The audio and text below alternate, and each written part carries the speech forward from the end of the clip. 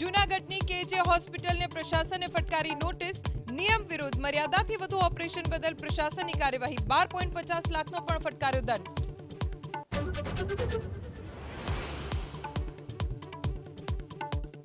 કેન્દ્રીય ગૃહમંત્રી અમિત શાહ 28 મે અમદાવાદની મુલાકાતે, સોલા ઉમિયાધામમાં હોસ્ટેલનું કરશે લોકાર્પણ.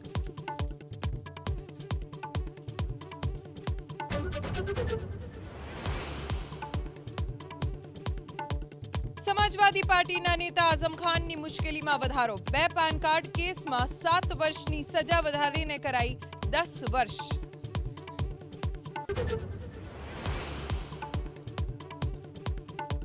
જૂનાગઢની કેજે હોસ્પિટલને પ્રશાસને ફટકારી નોટિસ, નિયમ વિરુદ્ધ મર્યાદાથી વધુ ઓપરેશન બદલ પ્રશાસનની કાર્યવાહી, 12.50 લાખનો પણ ફટકાર્યો દંડ.